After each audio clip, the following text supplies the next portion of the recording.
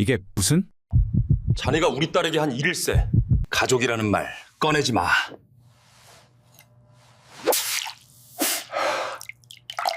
30대 평범한 여성이에요.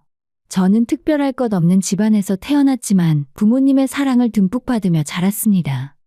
어린 시절부터 부모님은 제가 원하는 것이 있으면 최선을 다해 들어주셨고 대학 진학까지 물심양면으로 지원해 주셨습니다. 그 덕분에 저는 자연스럽게 자존감이 높은 사람으로 성장했고 스스로를 귀하게 여기는 법을 배웠어요.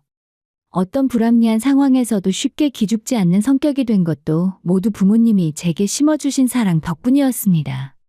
어머니는 항상 제게 말씀하셨습니다. 너는 우리에게 있어서 얼마나 소중한 존재인지 아니? 밖에서 누가 뭐래도 항상 당당하게 살아야 해. 아버지 역시 제가 어떤 어려움을 겪을 때마다 든든한 버팀목이 되어주셨습니다. 학창시절 친구 관계로 고민할 때도 진로를 고민할 때도 부모님은 항상 제 편에서 지혜로운 조언을 해주셨어요. 그런 환경에서 자란 덕분에 저는 제 가치를 제대로 아는 사람이 되었고 타인의 부당한 대우에 쉽게 흔들리지 않는 사람이 되었습니다. 30대 중반이 되었을 때 저는 업무 강도는 높지만 복지와 처우가 좋은 회사에 다니고 있었어요. 제 삶에 대한 자부심도 컸고 앞으로의 미래도 밝다고 생각했습니다. 회사 동료들과의 관계도 원만했고 경제적으로도 안정적이었습니다. 그런 저에게 결혼은 자연스러운 다음 단계처럼 느껴졌어요. 행복한 가정을 꾸리는 것, 그것이 제 인생의 다음 목표처럼 보였습니다. 남편과는 20대 초반 시절부터 만났어요.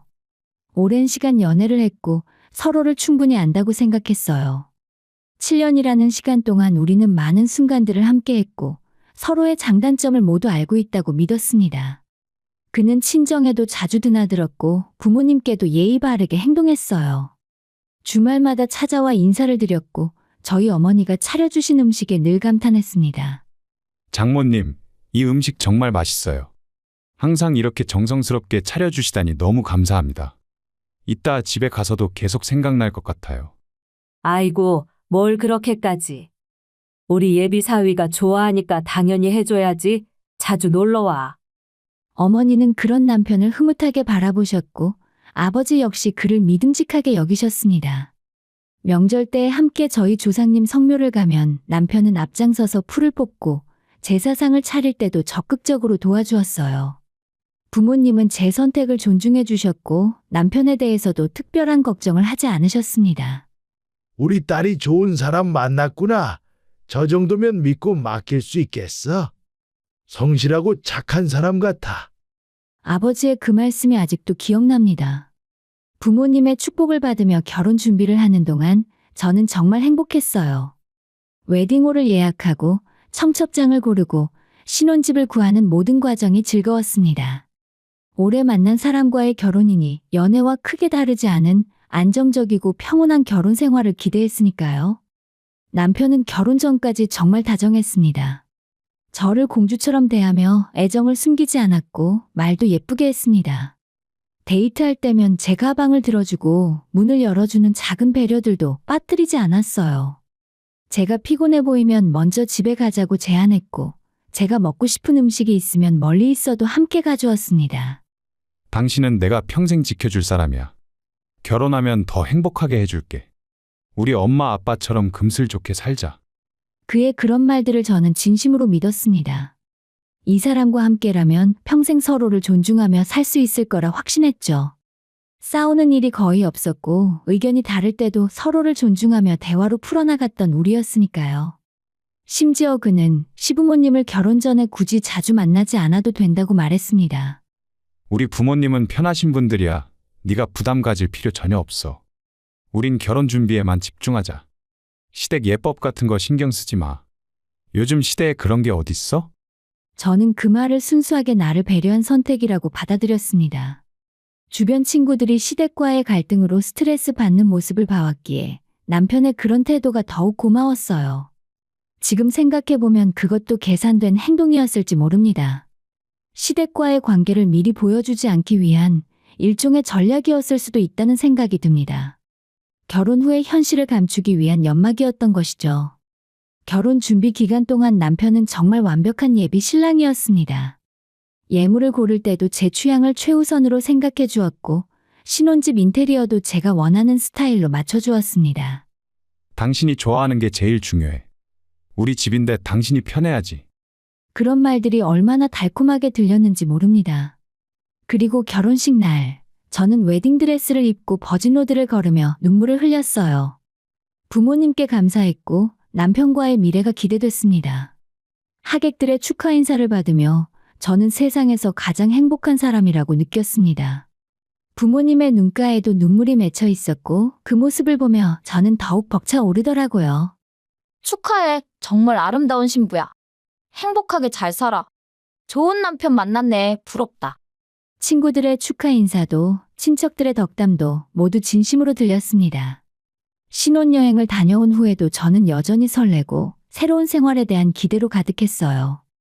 매일 아침 눈을 뜨면 옆에 남편이 있다는 사실이 신기하고 행복했습니다. 함께 장을 보러 가고 함께 요리를 하고 함께 영화를 보는 평범한 일상들이 모두 소중하게 느껴질 정도였죠. 그때 저는 몰랐습니다. 결혼이라는 문을 넘는 순간 사람이 이렇게까지 달라질 수 있다는 것을. 그 다정하고 배려심 깊던 남편이 결혼 반지를 끼는 순간부터 완전히 다른 사람이 될 수 있다는 것을. 제가 믿었던 모든 것들이 얼마나 빠르게 무너질 수 있는지 저는 전혀 예상하지 못했습니다. 부모님의 사랑 속에서 자란 저는 사람을 의심하는 법을 배우지 못했어요. 그것이 때로는 장점이 되기도 했지만 결혼 생활에서는 가장 큰 약점이 되었습니다. 신혼의 달콤함은 생각보다 훨씬 짧았고 현실은 제가 상상했던 것과 너무나 다르더라고요. 결혼 전 7년 동안 보여주었던 그 모든 모습들이 단 한 달 만에 거짓이었다는 것이 드러났습니다. 행복은 생각보다 짧았고 고통은 생각보다 길었어요. 결혼 후 현실은 신혼여행이 끝나자마자 빠르게 모습을 드러냈습니다. 신혼집으로 돌아온 첫 주말, 남편은 아침 일찍 일어나 옷을 갈아입으며 말했습니다.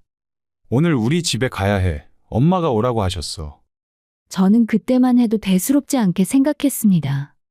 결혼 후 첫 시댁 방문이니 당연한 일이라고 여겼습니다. 하지만 그것은 시작에 불과했습니다. 그 후로 주말마다 시댁 방문은 당연한 일정이 되었습니다. 한 주도 거르지 않고 매주 토요일이면 우리는 시댁으로 향했습니다. 맞벌이로 일주일 내내 일에 지쳐있던 저는 주말만큼은 쉬고 싶었습니다. 회사 일이 힘들었고 퇴근 후에는 집안일까지 해야 했습니다. 남편은 집에 오면 소파에 누워 TV를 보거나 게임을 했고 설거지며 빨래는 모두 제 몫이었습니다. 그래도 평일에는 참았습니다. 주말에 푹 쉬면 된다고 스스로를 달랬습니다. 하지만 주말은 제게 휴식이 아니었습니다. 시댁에 도착하면 시어머니가 반갑게 맞이해 주시는 것까지는 좋았습니다. 어서 와라, 우리 며느리. 오느라 힘들었지? 아니에요, 어머님. 안녕하세요. 하지만 그 인사가 끝나면 곧바로 일이 시작되었습니다. 시어머니는 부엌으로 저를 이끌며 말씀하셨어요. 어제 고구마 줄기 사다 놨는데 너가 손질 좀 해줘. 내가 하려니까 눈도 침침하고 허리가 아파서 말이야. 그리고 나물도 좀 다듬어야 하는데 같이 해줄 수 있지?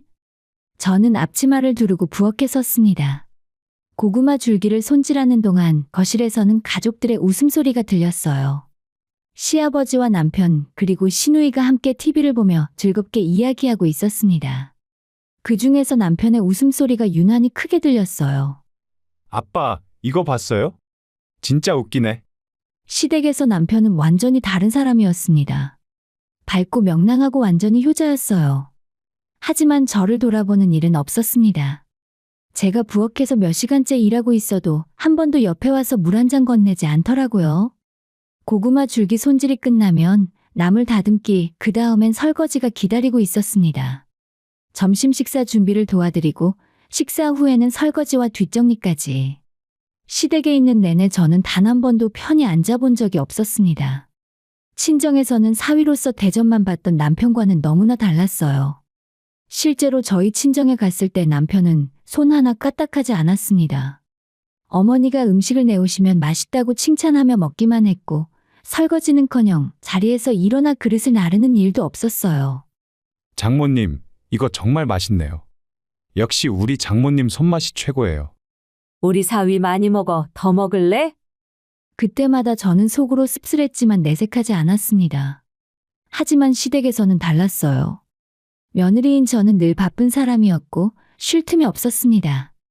이렇게 몇 주가 지나자 몸이 서서히 무너지는 것 같더라고요. 평일에는 회사 일로 지치고 주말에는 시댁 일로 지쳤습니다. 어느 토요일 아침, 저는 남편에게 조심스럽게 말했어요. 여보, 오늘은 좀 쉬면 안 될까? 너무 피곤해서. 왜? 무슨 일 있어? 아니, 그냥 요즘 회사 일이 너무 힘들어서 주말에 좀 쉬고 싶어. 남편의 표정이 굳어졌습니다. 그럼 우리 엄마한테 뭐라고 말해? 오늘 가기로 했는데. 한 주만 쉬면 안 될까? 어머님께 내가 몸이 안 좋다고 말씀드리면 결혼한 여자들은 다 그렇게 살아. 너만 힘든 거 아니야. 우리 엄마도 평생 그렇게 사셨어. 그 말에 저는 할 말을 잃었습니다. 제 힘듦은 이해받지 못했고 시어머니의 기준이 제게도 그대로 적용되었어요. 결국 그날도 저는 시댁에 갔고 부엌에서 하루를 보냈습니다. 시간이 지나면서 상황은 더 악화되었습니다. 명절은 말할 것도 없었습니다.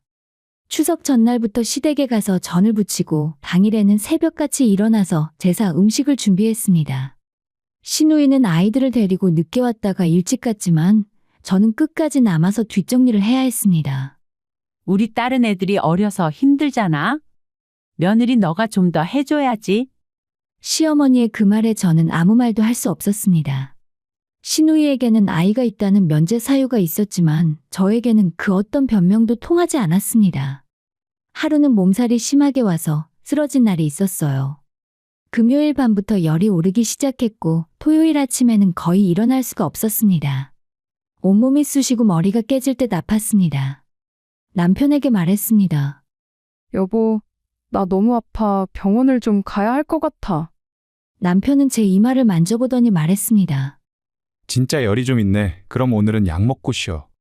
아무래도 그래야 할 것 같아. 잠시 침묵이 흐른 후 남편이 조심스럽게 말했습니다. 그런데 오늘 엄마 보러 가기로 했는데 그건 어떡하지? 저는 귀를 의심했습니다. 지금 제 걱정을 하는 게 아니라 시댁 방문 걱정을 하고 있었어요. 내가 이렇게 아픈데 그게 먼저야? 아니, 그게 아니라 엄마가 우리 오늘 온다고 어제부터 음식 준비하고 계실 텐데. 이번 주말만 쉬면 안 돼. 내가 이렇게 아픈데. 남편의 표정이 난처해졌습니다. 그럼 차라리 내가 혼자 갈까? 근데 그럼 엄마가 섭섭해 하실 텐데. 그 순간 제 마음 한켠이 무너지는 걸 느꼈어요. 아내의 건강보다 시어머니의 기분이 더 중요한 사람. 저는 이 사람에게 과연 어떤 존재일까요? 아내보다 시댁 일정이 우선인 사람과 나는 정말 가족일까라는 의문이 처음으로 들기 시작했습니다. 결국 남편은 혼자 시댁에 갔고 저는 집에 혼자 남아서 약을 먹고 누워 있었어요. 온종일 전화 한 통 없었습니다. 저녁 늦게 돌아온 남편은 시댁에서 싸온 반찬을 냉장고에 넣으며 이렇게 말했어요. 엄마가 당신 몸 걱정하시면서 이것저것 싸주셨어. 잘 먹고 빨리 나. 저는 그 말에 쓴웃음만 지었습니다. 정말로 걱정했다면 며느리가 편히 쉴 수 있도록 배려했어야 했죠. 하지만 그런 배려는 없었습니다. 다음 주말에도 그 다음 주말에도 저는 시댁에 가야 했습니다. 결혼 생활은 제가 상상했던 것과 너무 다르더라고요. 서로를 존중하고 배려하는 관계가 아니라 일방적으로 저만 희생하고 참아야 하는 관계였습니다. 남편에게 저는 아내가 아니라 며느리였고 며느리로서의 역할만을 요구받았어요. 그리고 저는 점점 지쳐갔습니다. 결혼 후 남편의 변화는 시댁과의 관계에서만 나타난 것이 아니었어요. 더 충격적이었던 것은 친정에 대한 태도였습니다. 결혼 전까지만 해도 남편은 친정을 자주 찾았고 저희 부모님께도 극진히 대했었어요. 하지만 결혼하자마자 그 모든 것이 거짓말처럼 사라졌습니다. 신혼 첫 달이 지나고 저는 남편에게 이렇게 말했죠. 이번 주말에 우리 집 갈까? 부모님이 우리 보고 싶어 하시는 것 같아. 이번 주는 좀 바빠. 다음에 가자. 그럼 다음 주는? 다음 주도 일정이 있어. 나중에 따로 시간 맞춰서 가자. 하지만 그 나중은 오지 않았습니다. 한 달이 지나고 두 달이 지나도 남편은 친정에 가자는 말을 하지 않더라고요. 제가 먼저 말을 꺼내면 항상 바쁘다는 핑계가 돌아왔습니다. 하지만 그 와중에도 시댁은 한 주도 거르지 않고 찾았어요. 어느 날 친정 엄마께서 전화를 주셨습니다. 우리 딸 잘 지내니? 사위는 요즘 어때? 많이 바빠? 잘 지내요. 남편은 요즘 일이 좀 많대요. 그래, 힘들겠네. 그래도 시간 되면 한번 얼굴 보러 와. 아빠도 너희들 보고 싶어 하시더라. 네, 엄마 조만간 갈게요. 하지만 그 약속을 지키기가 쉽지 않았습니다. 남편은 계속 미루기만 했으니까요. 3개월이 지나서야 겨우 친정을 방문했는데 그때의 남편의 태도는 결혼 전과 완전히 달랐습니다. 예전에는 현관문을 열자마자 밝게 인사하던 사람이 이제는 무뚝뚝하게 들어왔어요. 안녕하세요. 어서 와, 우리 사위. 오랜만이네. 그동안 잘 지냈어? 네. 짧은 대답뿐이었습니다. 어머니가 정성껏 차려주신 음식 앞에서도 예전처럼 감탄하지 않았습니다. 맛있게 먹어. 사위가 좋아하던 갈비찜이야. 식사 내내 남편은 말이 없었고 핸드폰만 들여다봤어요. 아버지께서 말을 걸어도 성의 없는 대답만 돌아왔습니다. 요즘 회사 일은 어때? 괜찮습니다. 힘들지는 않고? 아니요, 괜찮아요. 달라진 분위기에 부모님은 어색한 기색을 감추지 못하셨지만 아무 말씀도 하지 않으셨습니다. 저는 그 모습이 너무 속상했어요. 그리고 식사가 끝나자 남편은 서둘러 일어났습니다. 장인어른 장모님, 저희 이만 가봐야 할 것 같습니다. 내일 일정이 있어서요. 벌써? 좀 더 있다 가지 그래. 다음에 또 오겠습니다. 겨우 2시간 만에 우리는 친정을 나왔습니다. 차에 타자마자 남편이 한숨을 쉬었습니다. 아, 피곤하네. 뭐가 피곤해? 2시간도 안 있었는데. 그냥 피곤해. 우리 집 갈 때는 하루 종일 있어도 안 피곤한데. 그 말에 저는 화가 났습니다. 우리 집에서는 당신 편하게 있으라고 아무것도 안 시키잖아. 시댁에서는 내가 하루 종일 일하는데 그건 괜찮고? 그건 당신이 며느리니까 당연한 거잖아. 그럼 사위는 처가에 갔을 때 당연히 해야 하는 일이란 게 없어? 사위는 백년 손님이라잖아. 장모님도 오히려 내가 불편할걸. 저는 더 이상 말하지 않았습니다. 결혼 전에 보여주었던 친정에 대한 예의는 완전히 사라졌고 이제는 의무적으로 가는 곳 정도로 여기는 것 같았어요. 그 무렵 친정의 형편도 급격히 나빠지기 시작했습니다. 아버지께서 오랫동안 운영하시던 사업이 어려워졌어요. 경기 침체와 맞물려 거래처들이 하나둘 떨어져 나갔고 자금 사정이 순식간에 빠듯해졌습니다. 어머니께서 조심스럽게 전화를 주셨어요. 딸, 요즘 아빠가 사업 때문에 좀 힘들어 하시네. 많이 안 좋으세요. 좀 그래? 근데 너는 너무 걱정하지는 마. 우리가 알아서 할게. 엄마, 필요한 거 있으면 말씀하세요. 아니야, 괜찮아. 너희도 살림 시작한 지 얼마 안 됐는데 우리가 해결할게. 전화를 끊고 나니 마음이 무거웠습니다. 부모님은 평생 저를 키우느라 고생하셨고 이제 편히 쉬실 나이인데 다시 어려움을 겪고 계셨어요. 저는 결국 남편에게 이 사실을 말했습니다. 요즘 우리 아빠 사업이 좀 어려우신가 봐.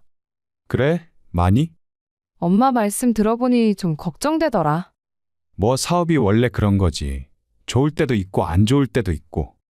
남편의 반응은 너무나 냉담했습니다. 걱정하는 기색도 도움을 주겠다는 말도 없었어요. 예전 같았으면 먼저 나서서 뭐라도 도와드리겠다고 했을 텐데 이제는 완전히 남의 일처럼 여기는 것 같았습니다. 시간이 지나면서 남편의 태도는 더욱 냉정해졌죠. 친정 형편이 나빠졌다는 소식을 들은 후부터는 아예 친정에 가자는 말조차 하지 않았습니다. 제가 가자고 하면 온갖 핑계를 대며 거절했습니다. 이번 주말에 우리 집 좀 가자. 부모님이 우리 보고 싶어 하시는데. 이번 주는 안 돼. 우리 엄마가 집안 대청소한다고 같이 오래. 그럼 다음 주는? 다음 주는 나 친구 만나기로 했어. 그럼 낮에 점심이라도 같이 먹으러 가자. 요즘 장인어른 사업 안 좋다며? 나가서 밥 먹는 게 부담되실 텐데 굳이 그럴 필요 있어? 그 말을 들었을 때 저는 믿을 수가 없었습니다. 부모님 형편을 핑계로 방문조차 하지 않으려는 것이었어요. 겉으로는 배려하는 척하지만 실제로는 경제적으로 어려워진 친정을 피하고 싶어 하는 것이 분명했습니다. 시간이 지날수록 부모님은 점점 더 위축되었어요. 어머니는 전화할 때마다 조심스러워지셨고 아버지는 예전처럼 활기찬 목소리가 아니었습니다. 집안 분위기가 무거워졌고 부모님이 겪고 계실 스트레스를 생각하면 너무 마음이 아팠죠. 그래서 저는 혼자라도 자주 친정에 들렀습니다.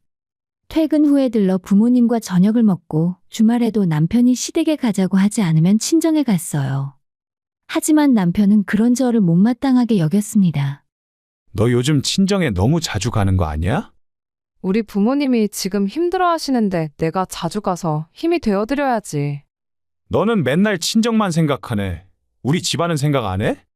시댁은 안 그래도 매주 가잖아. 친정은 한 달에 몇 번이나 간다고. 그게 그렇게 문제야? 아니, 그게 아니라 결혼했으면 시댁에 더 신경을 써야지. 아니다, 말을 말자. 남편은 더 이상 말하지 않았지만 표정으로 불쾌함을 드러냈습니다. 저는 그런 남편이 너무 낯설었어요. 친정이 넉넉할 때는 그렇게 극진하던 사람이 사정이 기울자 냉정하게 등을 돌리는 모습. 그것이 진짜 남편의 모습이었습니다.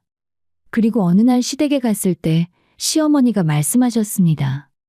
요즘 너희 친정 형편이 안 좋다며? 너가 걱정 많이 되겠네. 네, 조금 어려우신 것 같아요. 그래도 우리 며느리는 친정 생각이 많네. 요즘도 자주 간다며? 남편이 시어머니께 제 이야기를 한 것 같았습니다. 시어머니의 말투에는 은근한 비난이 섞여 있는 뉘앙스였어요. 아무래도 지금은 부모님이 힘드실 때니까요. 그래도 시댁을 먼저 챙겨야지. 결혼했으면 이제 이쪽이 우선이야. 저는 아무 말도 할 수 없었습니다. 친정이 잘 나갈 때는 아무 말 안 하던 시댁이 이제는 며느리가 친정을 챙기는 것조차 못마땅해 하는 것 같더라고요. 그날 밤 집으로 돌아오는 차 안에서 저는 남편에게 물었습니다. 당신 어머님께 우리 집 이야기했어? 그냥 요즘 장인어른 사업이 어려우신 것 같다고만 했지. 왜 그런 이야기를 해? 그냥 이런저런 이야기하다 나온 거야. 왜? 뭐가 문제야? 문제가 아니라 우리 부모님 어려우신 거 굳이 시댁에 말할 필요가 있어? 별거 아닌데 왜 그래? 가족끼리 그런 얘기도 못해? 저는 더 이상 말하지 않았습니다. 남편은 제 마음을 이해하지 못했고 이해하려고도 하지 않았어요. 친정이 넉넉할 때는 친정을 이용했고 어려워지자 냉정하게 거리를 두는 남편. 그 모습을 보며 저는 깨달았습니다. 이 사람은 진심으로 우리 부모님을 가족으로 생각한 적이 없었다는 것을.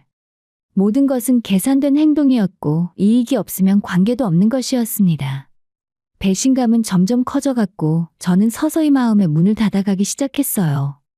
결혼 생활이 1년을 넘어가던 무렵 친정 어머니께서 아프셨습니다. 어머니는 원래 골다공증이 있으셨는데 어느 날부터 허리 통증이 심해지셨어요. 처음에는 파스를 붙이고 진통제를 드시며 버티셨지만 점점 서 있는 것조차 힘들어 하셨습니다. 엄마 아무래도 이젠 병원 가보셔야 할 것 같은데요. 괜찮아. 나이 들면 원래 다 이런 거야. 약 먹으면 나아. 이렇게 아프신데 그냥 두면 안 돼요. 제가 병원 모시고 갈게요. 아이고, 바쁜데 괜찮아. 나중에 네 아빠랑 갈게. 하지만 아버지는 사업 문제로 정신이 없으셨고 병원에 함께 가실 여유가 없었습니다. 결국 제가 휴가를 내고 어머니를 모시고 병원에 갔어요. 정형외과 전문의 선생님은 MRI 촬영을 권하셨고 검사 결과 허리 디스크가 심하게 튀어나와 있었습니다. 정기적인 치료가 필요하고 아무래도 주사 치료를 병행하셔야 할 것 같습니다. 얼마나 자주 와야 하나요? 일단은 일주일에 한 번씩 오시고 상태 보면서 조절하겠습니다. 그날부터 저는 매주 어머니를 모시고 병원에 다녔습니다.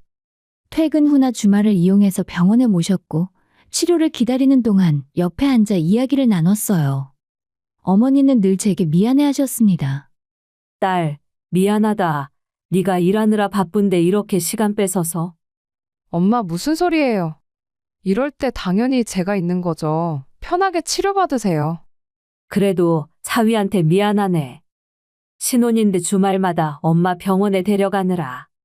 괜찮아요. 신경 쓰지 마세요. 남편에게는 어머니 병원에 간다고 간단히 말했어요. 남편은 함께 가겠다거나 도와주겠다는 말은 없었습니다.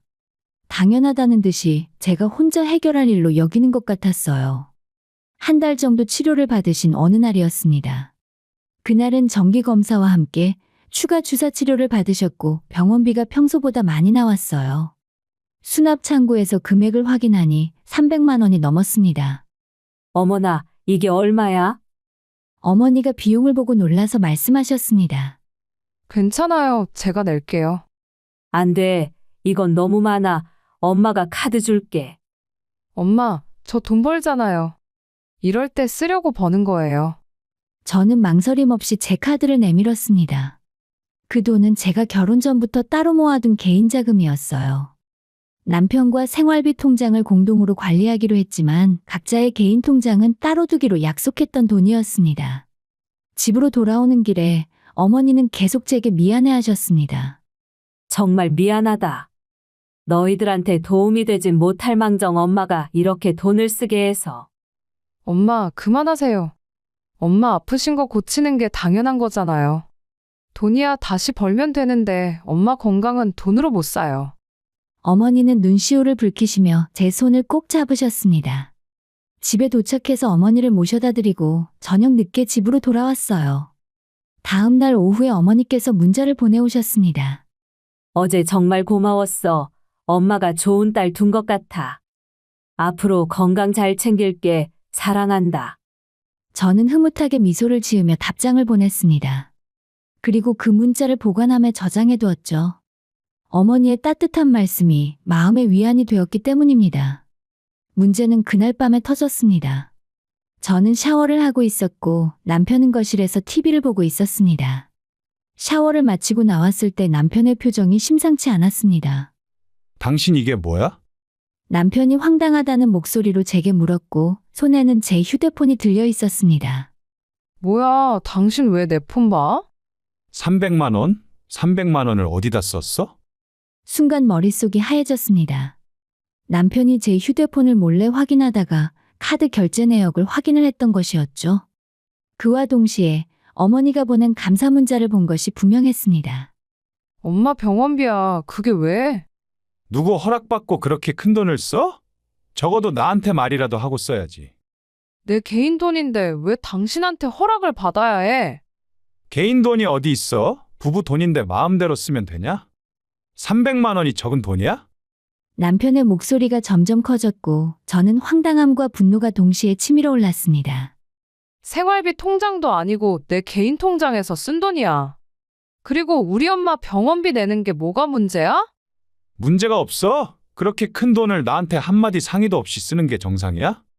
당신, 지금까지 부모님한테 용돈 드릴 때 나한테 물어본 적 있어? 명절 때, 시댁에 돈 쓸 때 나한테 물어봤어? 그건 다르지. 그건 당연히 해야 하는 거잖아. 우리 엄마 병원비는 당연한 게 아니야? 아프신 분 치료하는 게 당연한 거 아니냐고. 아니, 그게 아니라 금액이 너무 크잖아. 좀 줄일 수 있는 방법을 찾아보든지 해야지. 저는 믿을 수가 없었습니다. 아픈 어머니 치료비를 줄이라는 말을 하는 남편을 보며 제가 지금까지 알던 사람이 맞는지 의심스러웠어요. 엄마가 아프신데 치료비를 어떻게 줄여? 그게 말이 돼? 보험 처리를 더 받는다든지 아니면 좀 더 저렴한 병원을 알아본다든지. 지금 무슨 소리 하는 거야? 엄마가 한 달 넘게 다니시던 병원인데 갑자기 옮기라고? 그리고 보험 처리 다 받고도 그렇게 나온 거야. 말다툼은 계속되었고 저는 더 이상 대화가 무의미하다고 느꼈어요. 남편은 제 말을 전혀 듣지 않았고 오로지 자기 생각만 했습니다.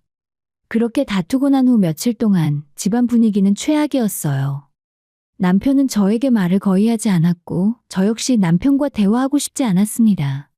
그리고 일주일 후에 더 충격적인 일이 벌어졌죠. 남편과 함께 공동으로 관리하던 생활비 통장 카드가 막혀 있었습니다. 장을 보러 갔다가 카드가 결제되지 않아서 당황스러웠어요. 일단 제 카드로 계산을 하고 집으로 돌아와서 남편에게 물었습니다. 생활비 카드가 왜 안 돼? 내가 막았어. 왜? 나 몰래 친정에 돈 퍼주는 사람 못 믿겠더라. 그 순간 저는 온몸에 소름이 돋았습니다. 남편은 저를 통제하려고 하고 있었어요. 하다 이제는 제 돈을 쓰는 것조차 허락하지 않으려는 것이었습니다. 그 순간 이 사람은 제 남편이 아니었어요. 저를 존중하지 않고 저를 통제하려 드는 남이었습니다. 결혼 생활 1년 만에 저는 깨달았죠. 이 결혼은 실수였다는 것을. 그리고 이 실수를 바로잡아야 한다는 것을요. 그날 밤부터 저는 마음속으로 결혼의 끝을 준비하기 시작했습니다. 생활비 통장이 막힌 후 저는 남편과 대화를 하지 않았습니다. 필요한 말만 최소한으로 주고받았고 각자의 삶을 살았습니다. 남편은 여전히 매주 시댁에 갔고 저는 더 이상 따라가지 않았습니다. 이번 주말에 우리 집 가야 돼. 싫어. 나는 안 갈 거야. 왜? 엄마가 같이 오라고 하시는데. 당신 혼자가. 나는 바빠. 남편은 처음에는 화를 냈지만 제가 단호하게 거부하자 더 이상 강요는 못했어요. 대신 시어머니께 전화해서 제가 바빠서 못 간다고 둘러댔습니다. 저는 그 거짓말도 신경 쓰지 않았습니다.